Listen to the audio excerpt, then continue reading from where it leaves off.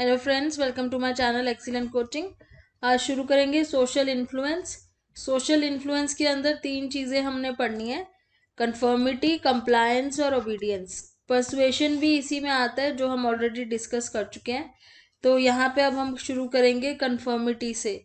Conformity का मतलब होता है दूसरों की तरह बिहेव करना, मतलब जैसे दूसरे लोग बिहेव कर रहे हैं उसी तरीके से बिहेव करना, ताकि ऑड ना लगे, मतलब हम लोग ऑड वन आउट ना लगे ग्रुप के बीच में। तो हम सिमिलर तरीके से बिहेव करते हैं, यानी कि हम कंफर्म कर रहे हैं, उनकी बिहेवियर को कंफर्म कर रहे हैं। सो कंफर्मिटी इज टुवर्ड थिंकिंग और acting like most other person. तो जैसे मोस्टली नॉर्मली लोग करते हैं बिहेव किसी सिचुएशन में, अगर वैसे ही हम बिहेव कर रहे हैं, जो कि एक अनस्पोकन रूल्स होते हैं, जैसे कि कोई बताता नहीं है आपको ऐसे बिहेव करना है, पर एक रूल होता है जो हम ऐसे ही, एक इम्प्लिसिट सा रूल होता है जो हम मानते हैं कि अगर हम लोगों के बीच में बैठे हैं तो हमें कैसे बिहेव करना चाहिए, और हम वैसे ही बिहेव करते हैं, एक नॉर्म, सोशल नॉर्म की तरह। तो उस नॉर्म को अगर हम फॉलो कर रहे हैं, हम सबकी तरह बिहेव कर रहे हैं, अपने ग्रुप मेंबर्स की तरह बिहेव कर रहे हैं, उनसे अलग जाके नहीं सोचते या उनसे अलग जाके कुछ बोलते नहीं है, तो उसका मतलब है कंफर्मिटी, हम कंफर्म कर रहे हैं। इसमें एक है डिस्क्रिप्टिव नॉर्म्स। डिस्क्रिप्टिव नॉर्म का मतलब जब हमें बताया जाता है कि हमें एक सिचुएशन में किस तरीके से बिहेव करना है, अप्रोप्रिएट बिहेवियर क्या होगा उस पर्टिकुलर सिचुएशन में। और दूसरा है इंजक्टिव नॉर्म्स। इंजक्टिव नॉर्म्स का मतलब है कि हमें ये बताया जा रहा है कि हमें क्या नहीं करना है। तो जैसे एक एग्जाम्पल ले लेते हैं, जैसे एक पार्क में आप जाते हो और देखते हो कि वहाँ पे काफ़ी सारे लोग पिकनिक मना रहे हैं, लेकिन वहाँ पे कहीं पे भी कूड़ा नहीं फैला हुआ है। सारे जो डस्टबिन्स हैं, ट्रैश कैंस, वो भरे हुए हैं, लेकिन ज़मीन पे एक भी चीज़ फेंकी हुई नहीं है। तो ये आपको क्लियर हो गया कि वो देख के कि यहाँ के लोग जो हैं वो लिटर नहीं, पार्क गंदा नहीं करते हैं, कूड़ा नहीं फैलाते हैं। तो इसका मतलब ये है कि वहाँ का डिस्क्रिप्टिव नॉर्म ये है कि यहाँ पे ऐसे करना चाहिए। बट वहाँ पे ही आपको एक बोर्ड लगा हुआ मिलता है पार्क में, जिसपे ऐसे लिखा होता है कि अगर कूड़ा फैलाएंगे तो $100 फाइन लगेगा, इस तरीके से बोर्ड पे लिखा है।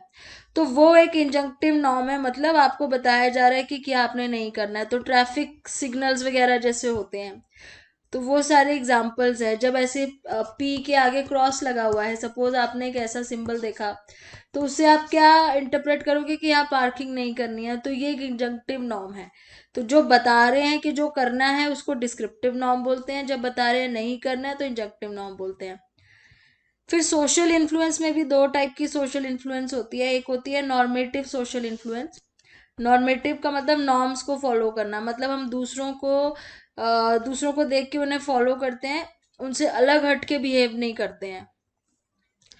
तो जब हम वही चीज़ करते हैं जो दूसरे लोग कर रहे हो, we conform in order to meet others expectations, क्योंकि लोग हमसे एक्सपेक्ट कर रहे हैं उस तरह बिहेव करना, उसको बोलते हैं normative social influence. We conform the second. एक रीजन ये कह रहे हैं कि हम दूसरों का अप्रूवल लेने के लिए करते हैं, पहला रीजन ये है। दूसरा रीजन ये कह रहे हैं कि a strong desire to be right, to hold the right views, मतलब हम ये दिखा रहे हैं कि हम भी राइट सोचते हैं, हमारे व्यूज भी राइट है। तो राइट कब होंगे? जब हम दूसरों की तरह सोचेंगे। हम ये नहीं दिखाना चाहते कि भाई हमारी थिंकिंग बिल्कुल ऑड है दूसरों से। तो जब हम इस तरीके से नॉर्म्स को ही फॉलो करके कंफर्म करना चाहते हैं सबकी तरह, जैसे सब बिहेव करते हैं, उसको बोलते हैं नॉर्मेटिव सोशल इन्फ्लुएंस। और दूसरी चीज़ होती है इंफॉर्मेशनल सोशल इन्फ्लुएंस। ये वाला इंफॉर्मेशनल सोशल इन्फ्लुएंस का मतलब जब हमें इंफॉर्मेशन दूसरों से पता चलती है और हम उनसे कंफर्म करते हैं जो हमें इंफॉर्मेशन दे रहे हैं, क्योंकि हमें नहीं पता है। जैसे सपोज आप कोई ऐसी जगह गए हो जहाँ पे आपको नहीं पता है कैसे बिहेव करना है, कल्चर बिल्कुल अलग है, आपको नहीं पता वहाँ पे क्या बोलना है, कैसे बिहेव करना है, कैसे बैठना उठना है, तो आप क्या करोगे? आप दूसरों की तरह करोगे जैसे बाकी लोग कर रहे हैं। तो वो हो गया इंफॉर्मेशनल सोशल इन्फ्लुएंस, क्योंकि आपको इन्फॉर्मेशन नहीं है वहाँ के कल्चर की, तो आप दूसरों को देख के फॉलो कर रहे हो। तो ये इंफॉर्मेशनल हो गया। और यहाँ पे अब ये बात कर रहे हैं कि जैसे एक स्टडी की बात हो रही है यहाँ पे। एक स्टडी में क्या था कि कुछ लोगों को बुलाया था विटनेस को आइडेंटिफाई करने के लिए। तो विटनेस में कुछ लोगों को खड़ा किया था और कुछ लोगों को बुलाया था जिनको आइडेंटिफाई करना था एक विटनेस को, और इसमें 2 बार ये टास्क हुआ था। पहली बार में उनको बहुत ही कम टाइम दिया था आइडेंटिफाई करने का, 0.5 सेकेंड, और दूसरी कंडीशन में काफ़ी ज़्यादा टाइम दिया था, 5 सेकेंड, जिससे ये टास्क ईजी हो गया था। एक तो ये फर्क था कि दोनों दो कंडीशंस थी, दोनों बार में टाइमिंग्स का फर्क था। एक बार टाइम बहुत कम था, एक बार टाइम बहुत ज़्यादा था। दूसरी चीज़ इसमें एक और चेंज करी थी, importance of decision making change कर दिया था। इंपॉर्टेंस ऑफ डिसीजन मेकिंग का मतलब है, आधे पार्टिसिपेंट्स को तो ये बोला कि उनका जो आई विटनेस का जो वो करेंगे, जो जिसको भी वो करेंगे, सेलेक्ट करेंगे या अपने आई विटनेस के आइडेंटिफाई करेंगे उसको, विक्टिम, उसको क्रिमिनल को, तो वो सिर्फ एक प्रिलिमिनरी वो है, मतलब प्रिलिमिनरी मतलब उससे कोई ऐसा डिसीजन नहीं लिया जाएगा। वो एक मतलब एक स्टार्टिंग में एक प्रोसीजर है जो उनको करना है, उससे कोई इतना फर्क नहीं पड़ेगा कि वो गलत कर रहे हैं सही कर रहे हैं, ऐसे डायरेक्टली बोला नहीं गया, बट ये बोला कि एक ये प्रोसीजर है जो फॉलो किया जाता है, इसलिए उनसे करवा रहे हैं। इंपॉर्टेंस थोड़ी कम कर दी उनके डिसीजन की कि इतना इंपॉर्टेंट डिसीजन नहीं है। और बाकी हाफ को ये बोला कि उनका डिसीजन इतना ज़्यादा इंपॉर्टेंट है कि वो जिसको आइडेंटिफाई करेंगे उसको सज़ा मिल जाएगी। तो एक तो क्या किया, दोनों के टाइमिंग्स फ़र्क कर दिए। दूसरा ये किया कि दोनों की इम्पोर्टेंस कम और ज़्यादा कर दी डिसीजन मेकिंग की। तो दोनों ग्रुप्स को अब ये था, एक ग्रुप को कि हमारे डिसीजन की इतना कोई फ़र्क नहीं पड़ता, हम जिसको भी आइडेंटिफाई करेंगे अभी उसको सज़ा नहीं मिलेगी, अभी तो ये एक प्रिलिमिनरी प्रोसीजर है। दूसरे ग्रुप को ये लग रहा था कि हम अगर गलत आइडेंटिफाई कर देंगे तो कहीं उसको सजा ना मिल जाए, गलत इंसान को, तो उनके लिए डिसीजन मेकिंग बहुत मुश्किल कर दिया था। To measure conformity, researchers exposed participants to the answer of two assistant। फिर उसके बाद क्या हुआ, उनको ये बताया कि हमारे 2 असिस्टेंट हैं, उन्होंने एक पर्सन को आइडेंटिफाई किया है लेकिन वो रॉन्ग है पर्सन, मतलब उनको ये बताया नहीं कि वो रॉन्ग है। उन्होंने जस्ट ये बोला पार्टिसिपेंट्स को कि 2 लोगों ने इसको आइडेंटिफाई किया है, इस पर्सन को। अब वो ये बोला, जानबूझ के बोला गया ताकि ये देखने के लिए कि बाकी लोग भी उससे कितना कंफर्म करते हैं। It was predicted that when the study was described as being very important, participants would be more likely to conform to the assistant। मतलब जब ये बोला गया कि आपका डिसीजन बहुत इंपॉर्टेंट है, तो ये प्रिडिक्ट कर रहे थे रिसर्चर कि अगर हम उन्हें बोलेंगे कि आपका डिसीजन बहुत ज़्यादा इंपॉर्टेंट है, उसको सज़ा दिलाने के लिए आप जिसको आइडेंटिफाई करोगे उसी को सज़ा होगी, तो इनको ये एक्सपेक्ट कर रहे थे कि पार्टिसिपेंट्स ना असिस्टेंट के साथ कंफर्म करेंगे, मतलब जो असिस्टेंट का आंसर था उसी से कंफर्म कर देंगे, क्योंकि टाइम भी बहुत कम था। तो उनको लगा कि टास्क बहुत डिफिकल्ट है और बहुत इंपॉर्टेंट डिसीजन है, तो जो हम बताएंगे उसी के साथ ये कंफर्म करेंगे। When the study was described as unimportant, और जब ये बोला गया कि स्टडी इतनी इंपॉर्टेंट नहीं है, अभी तो ये एक प्रोसीजर चल रहा है, however task difficulty would not matter, तो उस टाइम पे क्या हुआ, टास्क की डिफिकल्टी से कोई फर्क नहीं पड़ा। Conformity would be the same in both easy and difficult condition, मतलब चाहे कंडीशन इजी थी यानी कि पॉइंट मतलब कि 5 सेकेंड टाइम मिला था, या कंडीशंस मुश्किल थी यानी कि 0.5 सेकेंड टाइम मिला था, बहुत कम टाइम था आइडेंटिफाई करने का। कंफर्मिटी दोनों ही केस में सेम थी। एज एक फिगर में दिया हुआ है, देखो यहाँ पे दिखा रहे हैं ये क्या हुआ था। ये अनइम्पॉर्टेंट टास्क है, ये वो लोग हैं जिनको बोला कि आपका टास्क इतना इम्पोर्टेंट नहीं है, और ये वो लोग हैं जिनको बोला कि आपका टास्क बहुत ज़्यादा इम्पोर्टेंट है। अब यहाँ पे ये आगे क्या बोल रहे हैं, these findings indicate that a desire to be correct can be strong basis for conformity, कि जब हम करेक्ट होना चाहते हैं ना, बिल्कुल सही, तो हम ज़्यादा कंफर्म करते हैं। And especially when we feel that being accurate is quite important, तो जब इनको ये लगा कि इनका जो टास्क है वो बहुत इंपॉर्टेंट है, अगर ये गलत डिसीजन लेंगे तो गलत इंसान को सजा हो जाएगी, तो ज़्यादा से ज़्यादा लोगों ने कंफर्म किया। ये कंफर्मिटी की रेंज है, ज़्यादा से ज़्यादा लोगों ने कंफर्म किया। जब इनको बोला गया कि टास्क इतना इम्पोर्टेंट नहीं है तो इतने लोगों ने कंफर्म नहीं किया। तो जब हमें लगता है कि हमें मतलब बहुत इंपॉर्टेंट डिसीजन लेना है, तो हम पहले ये देखते हैं कि दूसरे लोग क्या कह रहे हैं और उस हिसाब से हम भी कंफर्म करते हैं। अगर डिसीजन गलत हो गया तो रिस्पॉन्सिबिलिटी हमारे ऊपर आ जाएगी, ये सोच के। कंफर्मिटी के बाद आता है कंप्लायंस। कंप्लायंस का मतलब क्या होता है, जैसे आप किसी की रिक्वेस्ट के लिए हाँ कर देते हो, उसको कंप्लायंस कहते हैं, जब आप किसी की रिक्वेस्ट को मान जाते हो। तो इसके कुछ टैक्टिक्स होते हैं कि कैसे लोग हमसे अपनी रिक्वेस्ट मनवाते हैं। इसका सबसे पहला टैक्टिक है इनग्रेशिएशन बोलते हैं इसको। मतलब कि इनग्रेशिएशन का मतलब कि आप जिससे आपने अपनी रिक्वेस्ट मनवानी है, cause others to like you like us, मतलब उसको ऐसा कुछ करो कि वो आपको पसंद करना शुरू कर दे, ताकि आपकी रिक्वेस्ट वो मान जाए। तो इसमें हम क्या करते हैं, सेल्फ एनहेंसिंग टैक्टिक्स यूज करते हैं, अपने आप को एनहेंस करने का, सेल्फ एनहेंसिंग। तो या तो अपने आप को फिजिकली अट्रैक्टिव, या अपने आप को बहुत ज़्यादा फ्रेंडली, उस पर्सन के साथ बहुत ज़्यादा फ्रेंडली होना, या बहुत ज़्यादा अट्रैक्टिव शो करना अपने आप को, ये सेल्फ एनहेंसिंग टैक्टिक्स हैं, ताकि वो आपकी रिक्वेस्ट को मान जाए।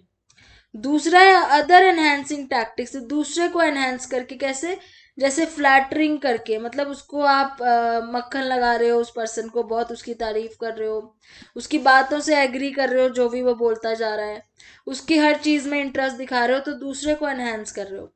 दोनों ही केस में आप क्या करने की कोशिश कर रहे हो कि वो आपको लाइक करने लग जाए, इनग्रेशिएशन बोलते हैं जिसको, और आपकी जो भी रिक्वेस्ट है उसको मान ले।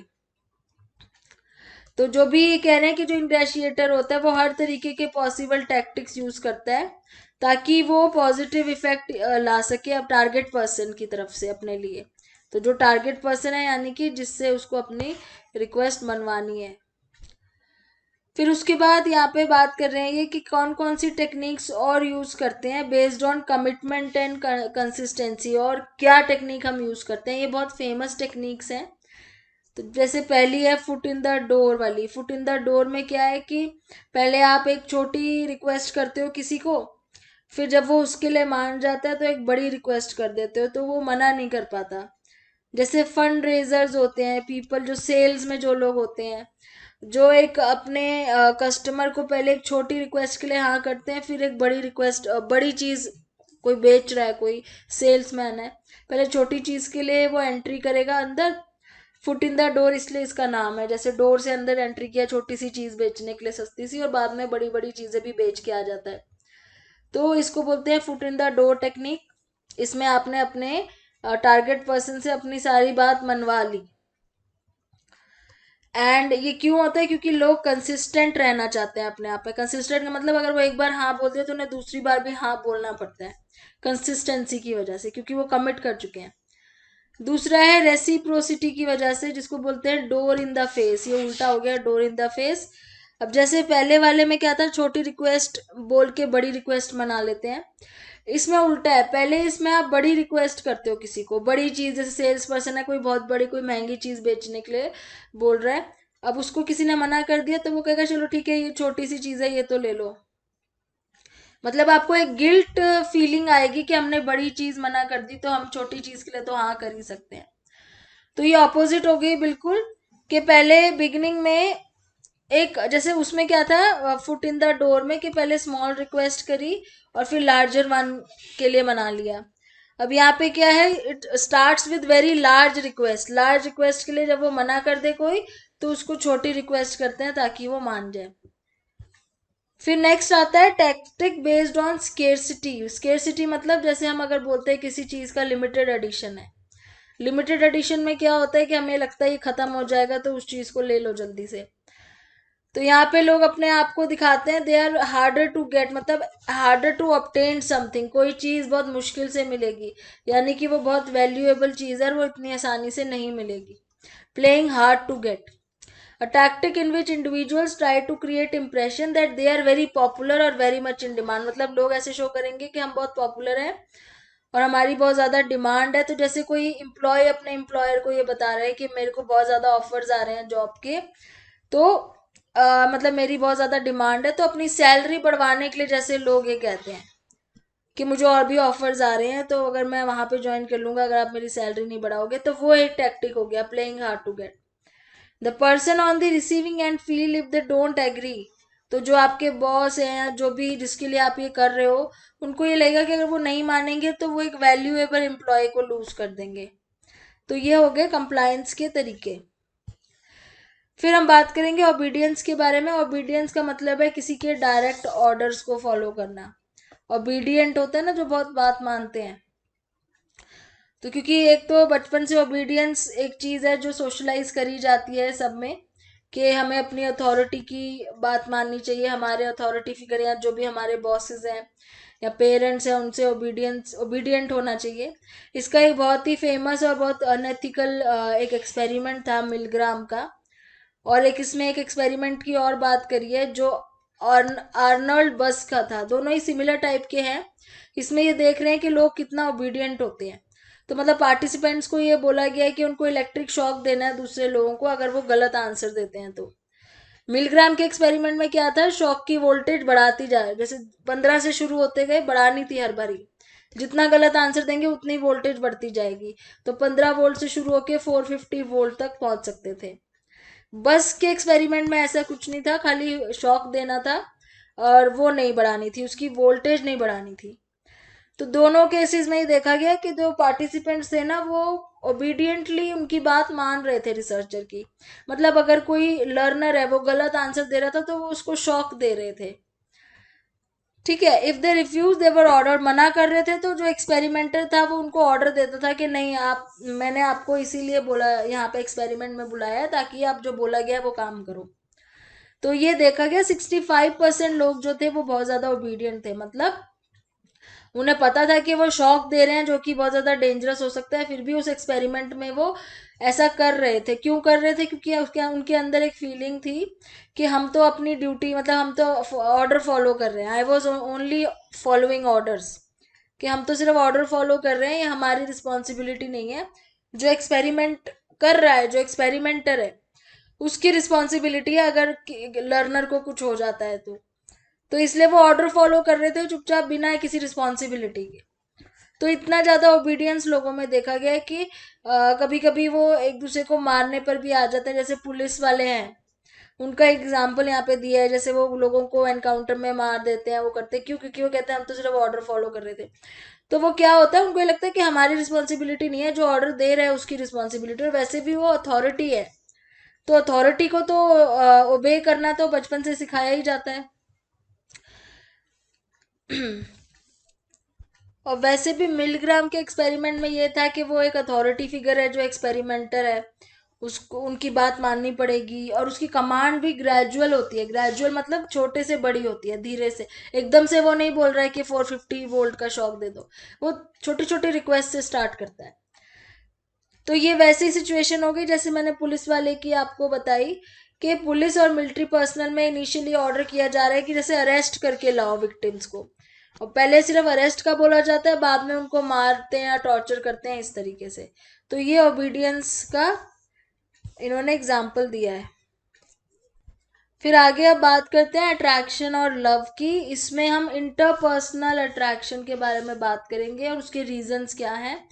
तो इंटरपर्सनल अट्रैक्शन यानी कि एक दूसरे को लाइक या डिसलाइक करना। तो अट्रैक्शन में तो लाइकिंग वाला पॉजिटिव साइड ही लेंगे। पहला रीजन ये बता रहे हैं प्रोपिनक्विटी यानी कि नियरनेस। जितना ज़्यादा कोई डिस्टेंस में पास होता है उतना ज़्यादा उसके साथ हमारे रिलेशन अच्छे होते हैं। तो जैसे जो लोग क्लास में एक साथ बैठते हैं या जो दो आपस में एक साथ पड़ोस में रहते हैं, फिजिकल क्लोजनेस होगी उतना ज़्यादा इंटरपर्सनल अट्रैक्शन होगी। तो वो प्रोपिनक्विटी होता है। इसमें कह रहे हैं कि फ्रीक्वेंसी ऑफ एक्सपोजर इफेक्ट होता है। मतलब जितना ज़्यादा आप उस चीज़ को एक्सपोज हो रहे हो उतना ज़्यादा वो आपको चीज़ बेटर लगती जाएगी पहले से। तो जो आपको रोज़ मिलेंगे या जो आपको रोज़ दिखेंगे वो धीरे धीरे धीरे आपको आदत हो जाती है। और वो जो पहले इतना अच्छा नहीं भी लग रहा होता वो बाद में ठीक ठाक लगने लग जाता है। फिर सिमिलैरिटी है। सिमिलैरिटी मतलब जो हमें लगता है कि हमारे जैसे ही है, सेम हमारी तरह सोचते हैं। जैसे कि प्रोवर्ब है ना, birds of a feather flock together. तो जो सिमिलर टाइप के लोग हैं, जो सिमिलर एटीट्यूड वाले लोग हैं, सिमिलर हैबिट्स है, जैसे जो लोग ड्रिंक करते हैं, जो स्मोक करते हैं, वो आपस में बहुत जल्दी अट्रैक्ट होते हैं। तो सिमिलैरिटी एक दूसरा रीजन हो गया इसका। तीसरा आता है अफेक्टिव स्टेट यानी कि इमोशनल स्टेट्स कैसी है, पॉजिटिव फीलिंग्स अगर एक दूसरे को लेके। तो यहाँ एग्जाम्पल दे रहे हैं कि मान लो तुम एक स्ट्रेंजर से मिले हो, ठीक है। Suppose you meet a stranger just after receiving some really good news. मतलब कोई न्यूज़ आपने बहुत अच्छी सुनी, उसके बाद कोई स्ट्रेंजर मिला आपको, you got an A on an exam when you, अब आपकी गुड न्यूज़ यहाँ पे क्या करें कि आपको लगा था फेल हो जाओगे, लेकिन आपको ए मिल गया, तो आप बहुत खुश हो। उस टाइम आप किसी स्ट्रेंजर से मिले हो, तो आप उससे बहुत अच्छे तरीके से मिलोगे, बहुत अच्छे से बात करोगे, और बहुत ज़्यादा डिफरेंट तरीके से आप उसको व्यू करोगे, क्योंकि आपका मूड उस टाइम बहुत अच्छा है। Will you like this person more than, मतलब अगर मान लो आप फेल हो जाते, उस दिन आपको वो मिलता, तो आपका क्या रिएक्शन अलग होता है उससे, तो ऑब्वियसली अलग होता है। क्यों? क्योंकि मूड और फीलिंग अलग होती है। तो क्योंकि नेगेटिव मूड में हमें नेगेटिविटी ज़्यादा नज़र आती है, पॉजिटिव मूड में पॉजिटिविटी ज़्यादा नज़र आती है।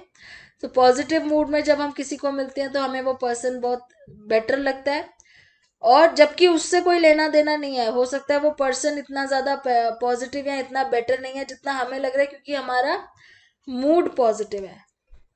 तो इसमें वही कह रहे हैं कि अगर हमारी पहले से ही फीलिंग्स पॉजिटिव है तो हमें जो चीज़ है वो अच्छी लगती है, हम उसकी पॉजिटिविटी ज़्यादा देखते हैं। फिर फिजिकल अट्रैक्शन एक रीज़न है। फिजिकल अट्रैक्शन, फिजिकल ब्यूटी, और ये दोनों ही जेंडर्स के लिए बहुत ज़्यादा कॉमन है। फिजिकली जो अट्रैक्टिव लगता है उसके लिए हमारा वो इंटरपर्सनल अट्रैक्शन ज़्यादा हो जाता है, जैसे good health, good reproductive capacity, इस तरीके से जो हम फिजिकल अट्रैक्शन में, फिजिकल फीचर्स में हम देखते हैं। इसके आगे फिजिकल अट्रैक्टिवनेस के बाद अब दूसरा टॉपिक यहाँ पे शुरू होता है, love the most intense form of attraction. तो यहाँ पे ये बात कर रहे हैं पहले कि एक जो रोमांटिक लव होता है उसका क्या नेचर क्या होता है, फॉर्म। इसमें देखो डेफिनेशन भी लिखी हुई है, अगर हमें डिफाइन करना हो इसको, a form of love in which feelings of strong attraction and sexual desire toward another person are dominant. तो इसके अलावा एक तो ये हो गया रोमांटिक लव, दूसरा ये कह रहे हैं कंपैशनेट लव होता है। Compassionate love means we can observe in couples who reach their 15th wedding anniversary, मतलब काफ़ी टाइम बाद भी अगर आपको ये लगता है कि कोई दो लोग एक साथ हैं, तो वो एक कंपैशनेट लव की कैटेगरी में आ जाता है। उसके बाद उस ये कह रहे हैं कि the idea of romantic love must be present in our culture. पहली चीज़ तो ये है कि आप अगर किसी पर्टिकुलर अट्रैक्शन को एक लव की कैटेगरी में डिस्क्राइब करते हो, तो उसमें 3-4 चीज़ें होनी चाहिए। एक तो आइडिया ऑफ लव जो है आपके कल्चर में प्रेजेंट होना चाहिए, दूसरा एक intense emotional arousal, and it should be mixed with the desire to be loved by the object of our affection. मतलब एक डिज़ायर होना चाहिए टू बी लव्ड बैक, मतलब जो ऑब्जेक्ट है जिसको आप अफेक्शन दिखा रहे हो उससे भी लव्ड बैक होने का डिज़ायर होना चाहिए, प्लस एक fear that relationship might and. तो ये जो 3 इसमें पॉइंट्स बताए हैं इन्होंने, ये 3 कंपोनेंट्स होने ज़रूरी हैं अगर आप ये डिसाइड करते हो कि एक लव की जो प्रॉपर फीचर्स होते हैं वो क्या हैं। फिर उसके बाद आता है कि क्यों होता है, तो ये कह रहे हैं बचपन से ही जैसे बच्चों को अटैचमेंट हो जाती है अपने पेरेंट्स या केयर गिवर के साथ, तो वहीं से ये फीलिंग ऑफ लव जो है इसकी जो आइडेंटिफिकेशन है वो शुरू हो जाती है। उसके बाद और भी रीजंस हैं इसके, जैसे reproductive success of our species depend on 2 factors: the desire on the part of both men and women to engage in sexual intercourse, and interest in investing the time and effort required to feed and protect the offspring। मतलब एक दूसरे के साथ time और effort जो लगेगा offspring को, time जो देना पड़ेगा उसको चाइल्ड केयर का और उसको फीड करने का, उसको वो दोनों चीज़ें अगर प्रेजेंट हैं तो हम उस केस में कहेंगे कि ये जो है एक प्रॉपर लव की कैटेगरी में ये फीलिंग आ सकती है। फिर ये कह रहे हैं कि ये ख़त्म कैसे होता है, वाई इट डाइज। तो when a partner discovers that they are dissimilar, मतलब पहले हमने ये देखा कि सिमिलैरिटी की वजह से अट्रैक्शन होती है, लेकिन अगर हमें बाद में लग रहा है कि वो बहुत डिसिमिलर है, जो चीज़ हमने पहले नोट नहीं की वो बाद में दिखी, तो their love can be weekend और इवन डाई। उसके बाद बोर्डम भी एक प्रॉब्लम हो सकती है, अनचेंजिंग रूटीन्स हो जाते हैं जब, जेलसी होती है, चेंजिंग पैटर्न्स ऑफ इफेक्ट है। चेंजिंग पैटर्न्स ऑफ इफेक्ट का मतलब है कि पॉजिटिव और नेगेटिव फीलिंग्स दोनों आ जाती हैं। तो यहाँ पे इन्होंने कुछ रीजंस यहाँ दिए हुए हैं, आपको यहाँ पे दिख रहे होंगे। ग्रोइंग रिकग्निशन ऑफ डिसिमिलैरिटी, जब ये धीरे धीरे डिसिमिलैरिटीज पता चलने लगती है, boredom, jealousy, self defeating behaviours, self defeating behaviours में के बारे में अभी नीचे बात करेंगे, fearful avoidant attachment style, increasing negative effect. तो यहाँ पे ये कह रहे हैं कि अटैचमेंट स्टाइल कैसे फियरफुल अवॉइडेंट होता है, जैसे हमने एक बार ये देखा था कि अगर जो बच्चे होते हैं जिनके केयर गिवर के साथ वो बहुत ज़्यादा सिक्योरली अटैच होते हैं, तो वो बड़े होके भी बहुत ज़्यादा पॉजिटिव होते हैं और दूसरों पे ट्रस्ट करते हैं, तो उनका जो इंटरपर्सनल रिलेशन होता है वो बहुत क्लोज होता है। बट अगर वो अटैचमेंट उनकी नहीं रही है केयर गिवर के साथ, तो उनका फियरफुल अवॉइडमेंट अटैचमेंट स्टाइल हो जाता है, मतलब वो अपने बारे में नेगेटिव हो जाते हैं, they don't trust others and they avoid rejection by minimizing interpersonal closeness. तो रिजेक्शन को अवॉइड करते हैं, इसलिए इंटरपर्सनल क्लोजनेस नहीं होती है। फिर self defeating pattern of behaviour का क्या मतलब है, जैसे dating couples and newlyweds frequently express positive evaluation and feelings to each other. As the time passes, these supportive statements are sometimes replaced by negative ones. तो पहले क्या था, जो बहुत ज़्यादा पॉजिटिव स्टेटमेंट्स एक दूसरे को देते हैं वो धीरे धीरे नेगेटिव में चेंज हो जाती है, जैसे you are so inconsiderate, I should have never married you. तो ये जो self defeating patterns of behaviour है, इसकी वजह से भी धीरे धीरे लव जो है वो ख़त्म होने लगता है। Instead of giving the partner the benefit of doubt, मतलब बेनिफिट ऑफ डाउट ना देके उसके हर एक्शन के पीछे एट्रीब्यूट कर देते हैं causes which cause them irritation as that is done on purpose. तो जैसे जानबूझ के पर्पसफुली किसी ने कुछ किया हो, वो एट्रीब्यूट कर देते हैं कॉजेज। अब ये कह रहे हैं कि जैसे कुछ ऐसे भी कुछ लोग हैं, ऐसे भी कुछ कपल्स हैं जिनका काफ़ी लंबे टाइम तक जो है रिलेशनशिप मेंटेन रहता है, तो उसमें क्या है, they practice the art of compromise, they express positive feelings and sentiments towards their partners and they take each others wishes and preferences into account on a daily basis. तो इस तरीके से फिर आगे बात करते हैं लीडरशिप की। लीडरशिप में कह रहे हैं कि ग्रुप की बात करेंगे पहले, क्योंकि जो लीडर होता है वो ग्रुप का होता है, तो ग्रुप हम किसे कहेंगे, कंसिस्ट ऑफ 2 और more person who interact with one another. तो दो लोग हैं जो एक दूसरे, दो से या ज़्यादा लोग भी हो सकते हैं जो एक दूसरे से इंटरेक्ट कर रहे हैं, उनके कॉमन शेयर्ड गोल्स हैं, इंटरडिपेंडेंट है एक दूसरे के ऊपर, तो ये हो जाते हैं ग्रुप्स। और जो लोग इस तरीके से नहीं होते हैं, जिनके कॉमन गोल्स नहीं होते हैं लेकिन वो फिर भी एक साथ खड़े हैं, उनको हम एक सोशल ग्रुप में नहीं गिने जाएंगे। जैसे बस स्टैंड पे कुछ लोग खड़े हैं, ठीक है, यहाँ थिएटर के बाहर कुछ लोग खड़े हैं जो एक दूसरे के ऊपर इंटरडिपेंडेंट नहीं है, उनके शेयर्ड गोल्स नहीं हैं, तो उनको हम सोशल ग्रुप्स में नहीं लेंगे। जो ग्रुप मेंबर्स होते हैं वो एक दूसरे को बहुत ज़्यादा इन्फ्लुएंस करते हैं, और जो सबसे ज़्यादा इन्फ्लुएंस करता है ग्रुप मेंबर को, उसे हम लीडर कहते हैं। और लीडरशिप में क्या होता है, as the process through which one member of a group influences other member towards attainment of share goal. तो एक लीडर दूसरे ग्रुप मेंबर्स को इन्फ्लुएंस करता है गोल को अचीव करने के लिए। The great person theory of leadership कहती है कि जो लीडर होते हैं ना, उनके अंदर कुछ ऐसे ट्रेड्स होते हैं जो दूसरों से उनको अलग बनाते हैं, और वो सबके अंदर ही होते हैं, चाहे वो कहीं रहे या ना रहे। लेकिन रिसर्च फाइंडिंग्स ने कुछ ऐसी ट्रेड्स निकाली हैं जो किसी के अंदर भी डेवलप किए जा सकते हैं, जैसे ड्राइव। ड्राइव का मतलब है कुछ अचीव करने का डिजायर हो, सेल्फ कॉन्फिडेंस हो, क्रिएटिविटी हो, मोटिवेशन हो, फ्लेक्सिबिलिटी हो। तो ये जो रिसर्च फाइंडिंग्स है वो ये कह रही है कि ज़रूरी नहीं है कि आपको ग्रेट पर्सन ही होना चाहिए लीडर बनने के लिए, कुछ ऐसे ट्रेड्स हैं जो आप अपने आप अंदर डेवलप कर सकते हो। करिज्मेटिक लीडर कौन होता है, जिसका इन्फ्लुएंस बहुत ज़्यादा होता है, जो एक ट्रांसफॉर्मेशन ला सकता है, जो चीज़ें बदल सकता है, जैसे एग्जांपल में जॉन एफ कैनेडी है, रूजवेल्ट है। तो ये वो लोग होते हैं जो एक तरीके से चेंज ला सकते हैं। वो they can make ordinary people do extra ordinary things. तो ऑर्डिनरी लोगों से एक्स्ट्रा ऑर्डिनरी चीज़ें करवा पाते हैं, वो उनके लिए एक रूट बना देते हैं, उनके विजन को अचीव करने के लिए लोगों को एक रूट दिखाते हैं, और अपने गोल्स को मीनिंग देते हैं, और उनके एक्शंस बताते हैं कि किस तरीके से उस गोल को पूरा करा जाए। तो फाइनली वो ऐसे लोग होते हैं जो सेल्फ सेक्रीफाइस के ऊपर बहुत ज़्यादा इम्पोर्टेंस देते हैं। फिर आता है the nurture and task master, NT leadership style, इसका शॉर्ट फॉर्म है NT। Nurture and task master मतलब कोई ऐसा लीडर जो टास्क के लिए भी कंफर्म हो, अपना काम कराने के लिए भी कंसर्न्ड हो, और नर्चरेंट भी हो, बहुत ज़्यादा केयरिंग भी हो।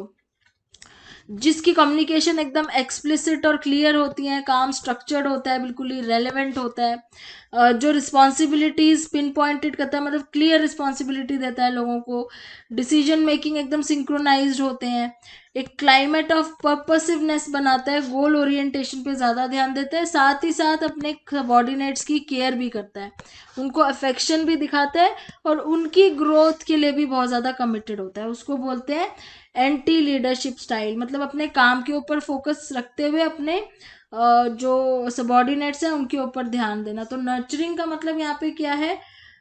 Nurturing means rearing, training, educating, मतलब जिससे जो उसके सबॉर्डिनेट्स हैं वो ग्रो कर सकें। तो इसके बाद ये आपके लास्ट टॉपिक है जिसमें इन्होंने कुछ गाइडलाइंस दी हैं having a happy romantic relationship के लिए। तो पहला है never be angry at the same time, if one of you has to win an argument, let it be your mate. If you must criticize, do it gently. Never bring up mistakes of the past. At least once a day say something kind or complimentary to your partner. When you have done something wrong, admit it and ask for forgiveness. Never go to sleep with an argument unsettled. Never take your partner for granted. तो ये कुछ points हैं इसमें। बाकी अब ये chapter ख़त्म हो गया है और इस बुक का भी एंड हो चुका है इस चैप्टर के साथ। Thanks for watching.